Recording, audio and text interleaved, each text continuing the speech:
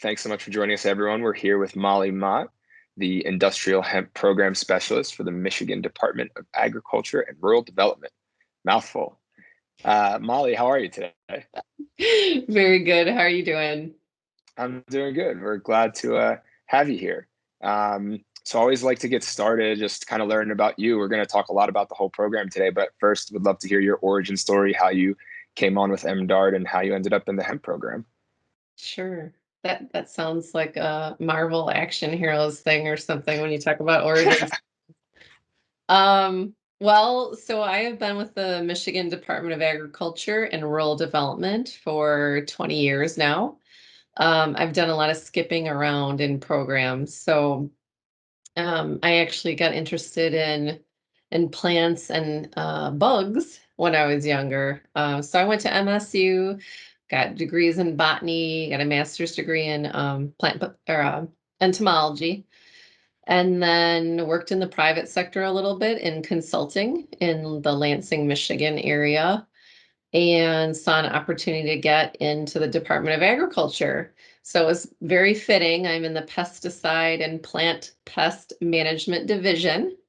And that division has a lot of different programs in it, including our hemp program. But we also do plant health inspections, feed inspections, fertilizer inspections, um, pesticide, bulk storage, and fruit and vegetable. So our tiny division covers a lot of ground. Um, and so I've had experiences in most of those. I was a plant health inspector back when I was when we did feed and fertilizer as well. I spent the bulk of my time in the pesticide side of things and became an enforcement specialist dealing specifically with pesticide enforcement issues, and also spent a lot of time in our Emerald Ash Borer program for those folks out there or states that have it now, because new states are experiencing it. But that was a brand new program that we had to build from the ground up to try and help slow the spread of Emerald Ash Borer. So I have a very mixed background of experience, but all within the department. And when this opportunity came up as a brand new program in Michigan, I thought that would be a great thing to try out and get involved with because it's an exciting topic. Yeah, absolutely. It sounds like there's also like a common thread there between the stuff that you worked on previously and like that's kind of wrapped up in your area, the department, regarding like kind of, I guess, the inspection side, testing, enforcement side, right? Sure. Yeah. So all of that definitely plays into helping my role out in the hemp program now. Um, with the USDA's requirements, there's an inspection component, as most of our growers know now. So, it's easy to put it into a law and a little line item, but that translates into forms for inspectors, procedures that they have to know, lab testing, and all of that has to be spelled out so we ensure that we do things fairly and consistently. So that definitely helps out. And then as our program develops a bit, there will be an enforcement component. I don't want to scare anyone, but that is, something again that's required by USDA's final rule. So having experience with the pesticide industry doing enforcement along that side is definitely going to help in the hemp program as well. Nice. Yeah, I definitely want to come back to the enforcement side of things with the new USDA rules and how they've kind of eased and some of the remediation steps that they implemented for this coming one. But first, I kind of want to take it back generally to the program itself. So you guys are in year three, correct? Kind Ye- of. Yes and no. So, um, we are definitely behind with some of the states, that have been in this since like 2014 with 2014 Farm Bill and their ag pilot programs. Ours really kicked off for 2019 and 2020. So those 2 years we were under our ag pilot program. And so really December 1st of 2020, so essentially this year was the start of our program under USDA's interim and final rules and under our state hemp plan. So yes, overall 3 year, starting on year three of experience, but it's really switched gears going from an ag pilot program to the state hemp plan. Yeah, you guys feel like you finally got the gears like kind of turning by this year three? Oh, yeah, well, I mean, there are significant changes. I mean, in the past, growers were able to collect their own samples and submit them to us.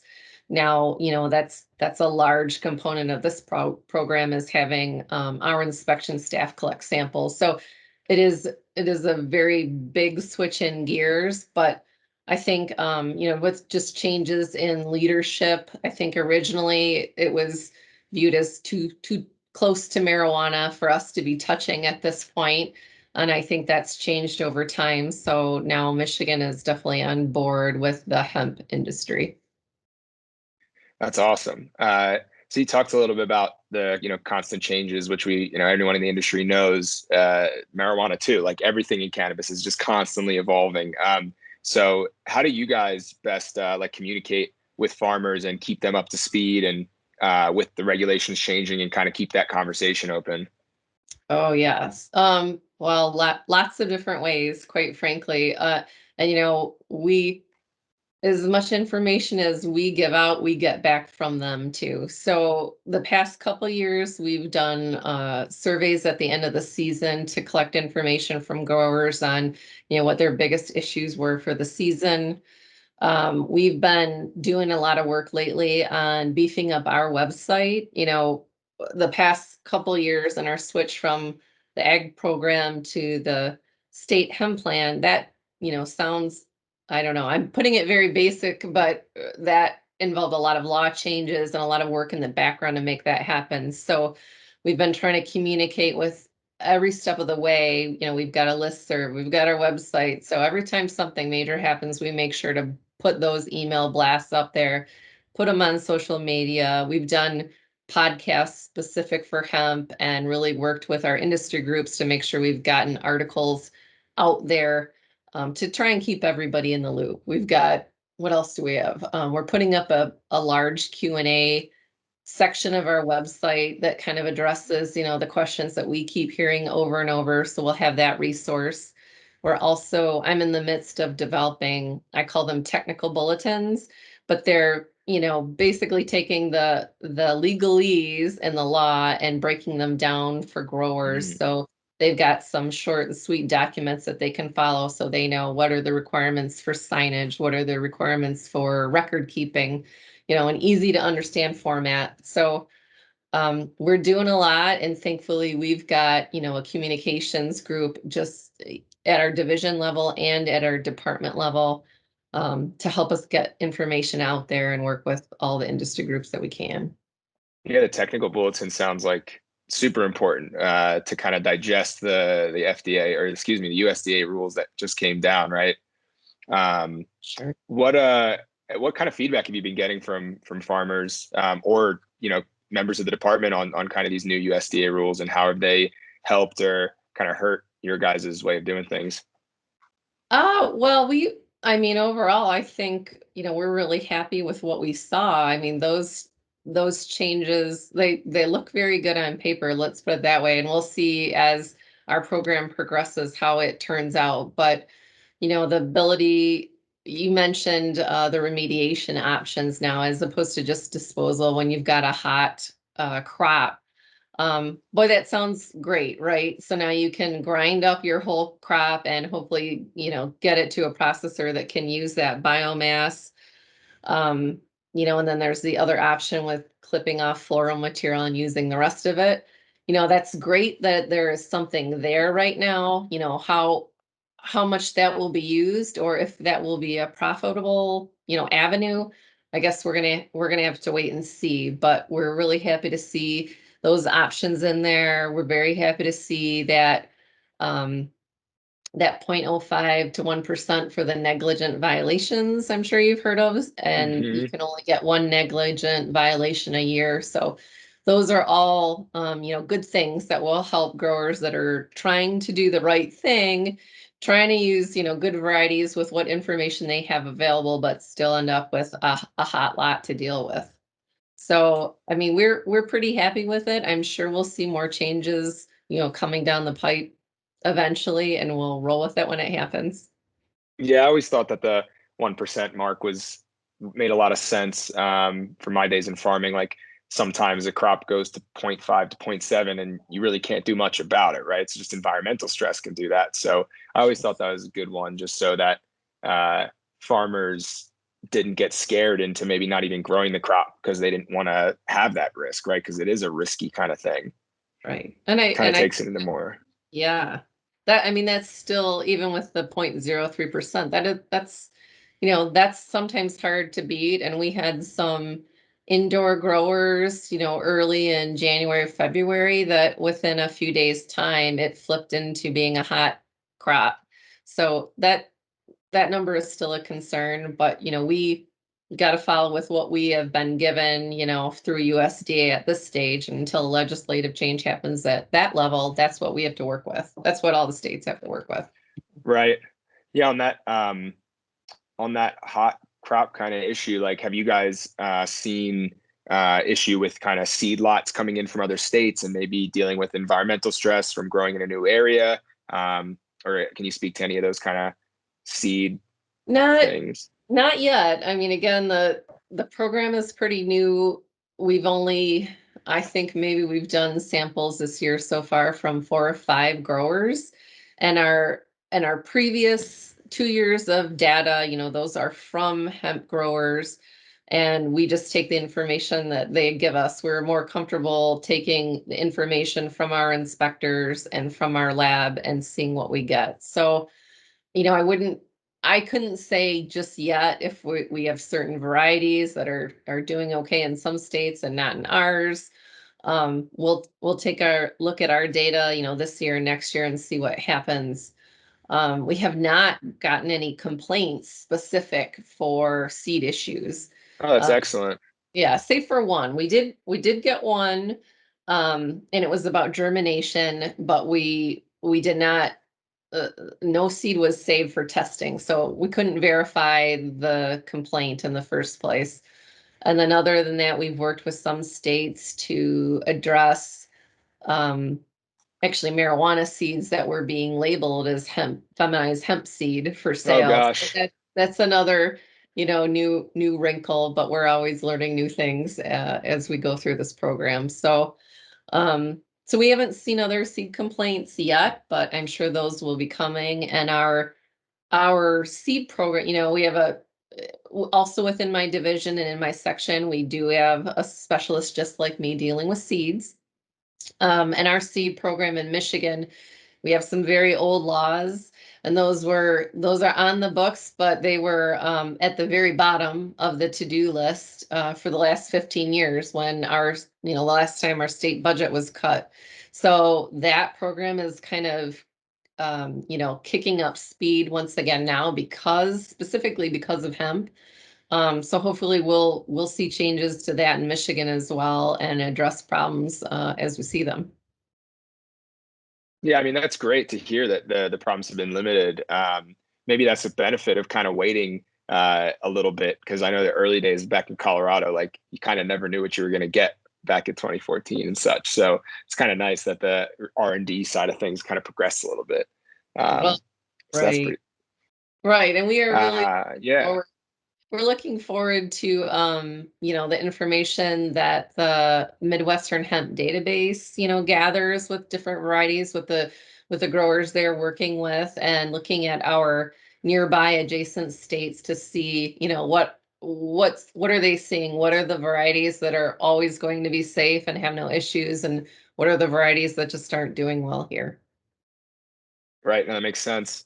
I think you also mentioned when we were prepping for this, they're like iHemp Michigan, and that's like a industry association. Do they kind of work with the database? Like, how do they kind of fit into the puzzle of, grower, regulator, and industry? Sure.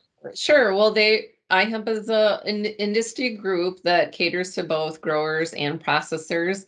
And, in my, they would be best to answer this question, but in my mind, they serve as one of the good links between those two groups of people, to connect those, because also as we talked about before, having processors lined up is one of the issues in Michigan and a lot of our other states, right? Making sure that you've got a supply chain ready to go. So when you've got your hemp crop your healthy, happy, not hot hemp crop ready to go, you've got a processor already lined up. So I think that's one of the values of industry groups like iHemp. They're actively working to make those connections happen. Yeah, that's great. I think we should go right to that processing link. So I kind of want to scratch that a little bit more. So have in previous years have farmers been like just kind of sitting on the hemp because they don't have a place to go with it, or is it just lack of communication between processors and growers? Like, what do you think the answer is to kind of like push that supply chain facilitation along?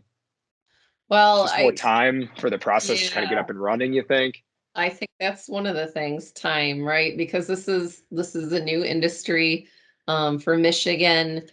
A lot of people jumped on board the first 2 years to get into production, and specifically for CBD. So we had a lot of growers, and then all of a sudden we had a drop in CBD market, right? So we've got a lot of growers now talking to me, with still they've got dried plants sitting there, waiting to do something with. So how is that fixed? I think that over time it's going to even out, right? We'll probably right now we have a huge drop in the number of growers. And that could be due to a variety of reasons, but I think it's going to fluctuate up and down for a few years until it levels out and there's a nice happy medium between, having a good number of growers in Michigan and enough processors to account for all the crops that they're growing. I think And then it's remind time. me, yeah, sorry. Do you guys regulate the processors too, or is that different department or kind of in a gray area? 'Cause that's how a lot of We states are. do, we do right now, we regulate our processors, but I will say that law is under review right now. So everyone's taking a very close look to see, do we need to add more things like seed suppliers and transplant suppliers are not in there, but would be typically part of our processor law. Do we want to break things out more? So that is under review, but yes, as it stands right now, Department of Agriculture is licensing processors. And then is anyone touching the retail side of things or like the product manufacturing side, or is that lumped in with processors kind of? It is right now in Michigan. It doesn't matter if you're processing, if you're brokering, if you're marketing. So that's your retailers. All of those are just lumped into one processor handler license. Got it. Underhandled it. That makes sense. Yep. Um, let's see. I mean, kind of on that front of the retail side, I know one challenge that so many states are dealing with right now is kind of the uncertainty and regulation of Delta 8 THC. And so if you wouldn't mind like explaining what that is and then also telling us kind of where that's at. Sure. Well, in the simplest forms, because I'm sure a lot of your listeners have a lot more chemistry background than I do. But how it ties in with hemp is that, obviously hemp is used to make CBD, and now there's this handy chemistry way to make synthetic THC, which is what we call Delta 8. I mean, there are many other types of cannabinoids, not just Delta 8 and Delta 9 THC. There's 10 and 11, and I'm sure there'll be more coming. But Delta 8 is the one of concern right now. And that's because a lot of state laws, Michigan as well, and federal law, specifically when we're talking about hemp, it called out to make sure that Delta 9 THC from the hemp plant was not over the 0.3%. So in comes a new THC, a Delta 8 THC. So there's, I am no attorney and I don't want to speculate, but there's two camps. One says it is included in the Controlled Substances Act, and in the other camp says no, it's not, right? So that's where we're at. But the state, my state, our goal is to make sure we are regulating any type of product that has a psychoactive component. We don't want, kids to walk into a gas station and buy anything that has Delta 8 in it because there's a perceived loophole right now. So that is our Right. goal. It's a public safety issue. So Michigan is revising right now, with the legislature is a House bill, several of them tied together, that revises our hemp and our marijuana definitions, to include, not just Delta 9 THC and not just Delta 8 THC, but any other THCs that could come along, or any other psychoactive compounds that could come along. So we will have better ability going forward to regulate any of those and not have it be some loose thing out there in retail that kids can get a hold of. Yeah, I think that's the way to go about it, kind of doing a general try and catch all, because the industry and the science can probably, rapidly evolve and spit new analogs out quickly. Whereas like you have to go through a legislative process to to play catch up almost, right? So it's like, how do you stay ahead of it? Exactly. Yes. And it's, again, it's above me, but when we're talking a double bond here or an extra hydrogen there, like, it seems like a very easy thing, and we don't even want to, yeah, have to put any of that type of language in the law. We're looking Sure. at psychoactive versus not psychoactive. Yeah, that seems like the way to go. That's great. So I mean, switching over to strengths, like let's do a little like Michigan flex part of this little interview here. I'd love to hear what you think kind of makes Michigan's program stand out in terms of how you guys are regulating, what you guys are doing well. Okay, so so again, we are one of the states that did not jump into this program right away. Some of the states have had since 2014 to be under their belts. So I am, we have monthly hemp regulator calls with all the states and tribes that can join or involved. So I'm definitely learning a lot there. But I will say, in talking with some of my state counterparts, one of the great things about Michigan and our hemp program being housed in the Department of Agriculture is that, I don't have an inspection staff dedicated to hemp alone. That's not so great. But what is great is that, we've got 20-ish plant health inspectors, that those are our primary workforce to deal with hemp. But I got a lot of questions early on in this. Well, if you have the same number of growers that you had last year, how are you going to be able to handle sampling all that come fall?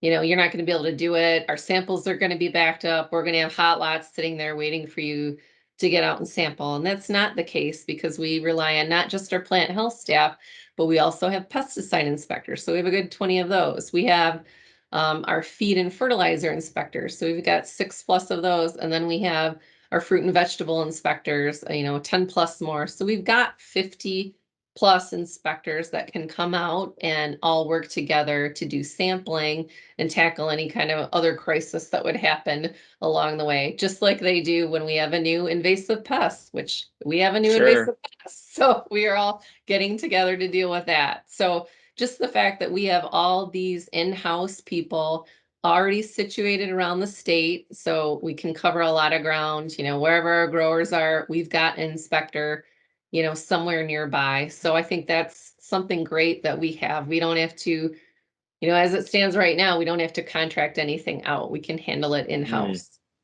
Yeah, you kind of get all hands on deck, and it's such a like concentrated part of the season, right? Because it's like everything has to get done in like a 4 to 6 week time frame practically. Right, right. The last 2 years, the majority of samples, like over 80% of our samples came in late August to early November. So yeah, it's a short window. So we will need a lot of help. So we are, training all of those inspectors that I just mentioned ahead of time. So if we need that entire workforce body to come assist, we can make that happen. Right. You got me curious about this invasive pest. What's going on? Well, I'm not revealing anything new. It's out on USDA's website. We have a introduction from Ontario for box tree moth. Mm, That is a caterpillar that can get into, it attacks boxwood. Are you familiar with boxwood plants, landscaping no. plants? Oh yeah, yeah, the little It's, shrubs. yes, little little shrubs, little leaves. They're like what yews were, the yew shrubs of the 50s and 60s. That is what boxwood is today, for the nursery industry. So that pest got distributed on some truckloads, and there was some findings in Michigan and other states. So that's a big deal to the nursery world. But Yeah. again, that points to the experience that we have with our staff. So they're used to inspecting plants. They're used to taking samples of plants. That's essentially the same thing that they're going to be doing, but for a different reason for hemp. So Right.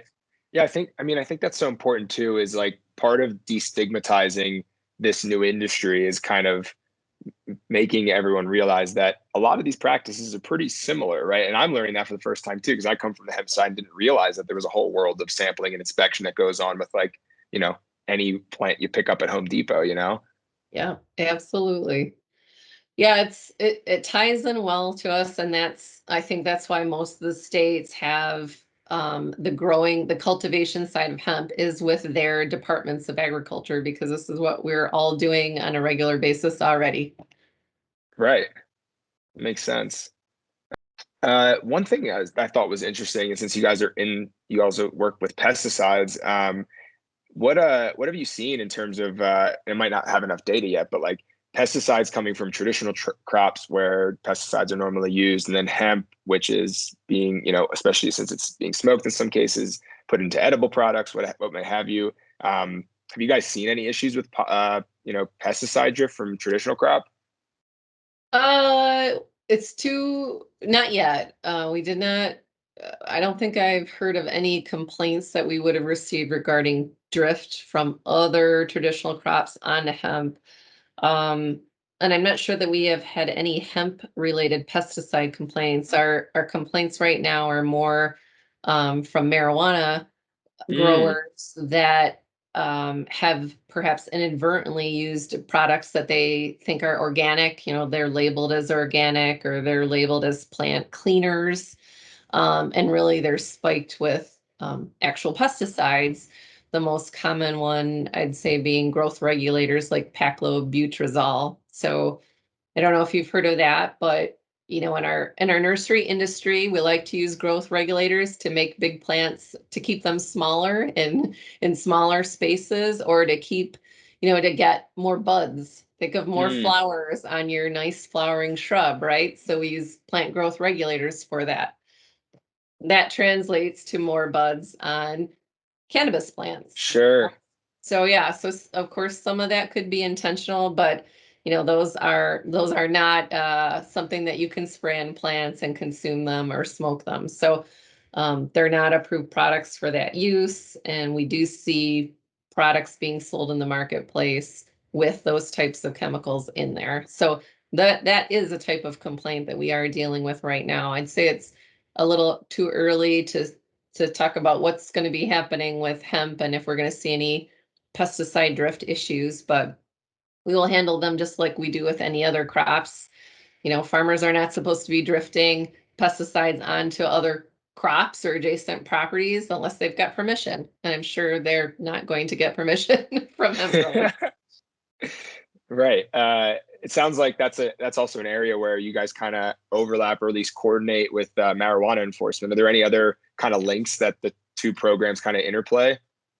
Well, we work with them on a monthly basis. In our state, it's the Marijuana Regulatory Agency under a different Department of Licensing and Regulatory Affairs. So different department than us, that houses all the marijuana issues. And yes, there's just a lot of overlap, especially now with like Delta 8, like we talked about. So, Hmm. you know, they have they've been around longer than us. They have extensive rules for licensing and background checks and labeling requirements and those sorts of things. So we work with them a lot. I'm sure as the both programs progress, we'll do a lot of joint investigations on issues like drift onto marijuana plants, or, similar issues like that. So there is a lot of communication, and just like we talked about the definitions being updated, that is Michigan marijuana regulatory agency's bill. That's not our bill, but definitely they work with us to make sure they're capturing, every definition and seeds and plant parts for hemp, so there's a nice distinction between hemp and marijuana in our laws as they work to update them to deal with the Delta 8 issue. Right. Oh, it's so good that you guys collaborate though on that kind of stuff. Um, so next question, I'm really excited to hear kind of how the other side of the hemp use case is going in your state. So switching from cannabinoids over to industrial, have you seen interest there? What's kind of the vibe on that development? We have, and I would say just like a lot of other states, it's definitely been slower than the CBD side of things. But now with the current, decline in the CBD market, I think more people are interested in looking at that. We've had a lot of companies come to us and just ask questions because they're interested, or, are there zoning requirements that they have to work with? What industries are excited about it? So we've had a few talk with us about the automotive industry. There's a lot of excitement Hmm. there and things in the works. We got companies saying we're going to be the, number one uh, Midwest supplier of hemp for plastics for cars. I've talked with folks in the noise and vibration industry that want to look into bioplastics with hemp. So there is a lot of exciting things going on out there. I feel like, I'm probably not the first call there that those folks are making. They're probably talking with iHemp and those sorts of groups to connect, to make sure they've got processors for that industry. But it is, that really is, to me, that's the exciting thing about hemp, right? All the promises about your carbon footprint and less water use and those sorts of things. I mean, that's what makes it an exciting field to be in. Yeah, no, I totally agree with you. And I think from an economic development standpoint, it's so cool that since there are so many use cases for hemp, it can it can kind of feed into whatever industry is, supporting that region, right? So in your neck of the woods, automotive is the thing. And I was just chatting with someone from North Carolina, and they were saying textiles is really where people are focusing down there for industrial hemp applications. So I just think that's so cool that it's kind of funneling into the natural economy of the area. Right. Right. And it has to, right, to survive. It's gotta branch out beyond just CBD. Yeah. So yeah, we're excited to help out any of those industry groups that come to us, any of those manufacturers, and make those connections, to get more suppliers involved in Michigan.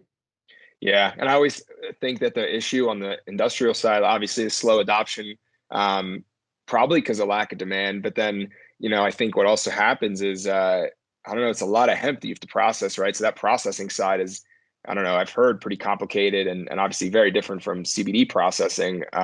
So have you seen that kind of, is that starting to turn in terms of people kind of, almost put the cart before the horse, Mhm. to get the processing power? Yeah, I don't know yet. I'm probably not the best one to ask about that. But that's one of the hurdles, right? That our growers have talked about, to us about in our surveys, is that the upfront costs of putting together the equipment and the staffing and stuff to make processing happen. That's a big leap. It's essentially brand new for the people that want to get into Hmm. this if they're not coming from another state. So I would think that would be a large hurdle for them, and that's something that they told us in our surveys, along with their CBD concerns, just breaking that barrier to get into the processing side of things. That's an issue for them. Yeah, large capital expenditure just to get the equipment going. But Right. yeah, for anyone listening out there, I bet you that's a big opportunity. Start making some decortication equipment. That's where it's at right now, I feel like, Yes, yes. for sure. So I mean, we hit a lot of the things I wanted to ask you. I guess kind of as like final thoughts, I'd be really curious to hear where you see the industry going, and that's a large question. But kind of where you think it is going, at least in Michigan, and maybe 3 years from now. I don't think it's probably hard to predict anything further than that. But in terms of people growing hemp, in terms of where the innovation goes, what do you think? Sure. So crystal ball Take time. any way you want. Yeah. Um, Well, in the immediate future, my focus is building our program from the inspector standpoint. So we've got procedures and policies in place for when they have to go do annual inspections with growers, when they have to go do their sampling. That is my heavy lift right now. And we like to say we are building the plane as we fly it, because we're trying to keep up. We are not one of the states that said, okay, we'll operate under our ag pilot program until end of 2022. We just jumped into it face first, I think. So we're working on that, but I would think in that time frame, um, just like the other states, the CBD in food, human food, and in animal feed, that is, and hemp in food and feed, that is a big deal. And if I had a crystal ball, I would say that our legislature is working on making that happen. Right now our food division is also in our Department of Agriculture, so they're primarily responsible for hemp in and CBD in food, human food products, and they follow FDA's guidance right now, FDA's laws. So that's not okay with FDA. But as you can see, there are a lot of states that are doing just like they did with marijuana and making those laws at a state level to make that be okay. And I could see that same sort of thing happening here in between whatever time frame happens when FDA does issue rules that deal with that. So I can see it, being accepted at the state level. And of course, us catching up with what the other states are doing with all the requirements for testing for CBD products, whether it be pesticides or heavy metals or mycotoxins, whatever, what have you. So I think that that's definitely up and coming from Michigan. Um, yeah, and I think, that's as best as I can do for crystal ball times right now. I'm swamped with like the immediate here and now needs of people. Totally. I mean, it sounds like all of that in a nutshell is just going towards you guys having a focus on quality of the end product that's coming out of your farms, right? It's not just about the cannabinoid levels, but it's about all these other quality things that commercially, farmers and processors end up testing for. But if you guys play a role in that, then it just protects everyone, and especially the downstream consumer. So, I mean, I think that's great. Right. Well, and in a perfect world, these things would already be in place at the federal level, so you wouldn't end up with a patchwork of regulations state to state that any manufacturer is going to have to deal with. But it is what it is. So, we'll see. Maybe in 3 years that will change and we'll have more federal guidance to work with. But in the meantime, that's okay. We're going I to don't know. get through I've been waiting for 10 years, and we'll see. We'll see when it. they want to come and touch the product side. But I think it's great. The department puts its best foot forward and creates, things on their own to create best practices. And that's how, like you said, all the states end up learning from each other because everyone's kind of, you know, building the airplane as they fly it until someone gives them the schematic on what the airplane needs to look like. So I Yeah. think that's a good Exactly. analogy. Yeah. Yeah, that makes so much sense. Any final parting thoughts, maybe for Michigan farmers out there that are probably just getting their plants in the ground for the season? Yeah, good luck. We are here to help. MDARD is very accessible. If I'm not in a meeting, I answer my phone. I had one grower last week make a crack like, "Oh, it's state government and you're actually picking up your phone." And I said, "No, no, no. Department of Agriculture, we are very compliance assistance oriented. We are mandated to do compliance assistance first and foremost all the time. So we work hard to get information that growers need. So we are available. I'm always picking up my phone. We've got our MDARD hemp website. We've got a group email. Call us if you have questions, I guess is my takeaway. Please call us with questions. That's awesome. Oh man, it sounds like the Michigan farmers are in really great hands. Molly, thanks for so much for taking the time to speak with us today, and wish you guys the best season and smooth enforcement, and smooth testing, smooth sampling process, and hope Michigan grows some great hemp this year. Thanks, Steve. Thanks for having me. I appreciate it. And have a good rest of your day. Thanks. Take care.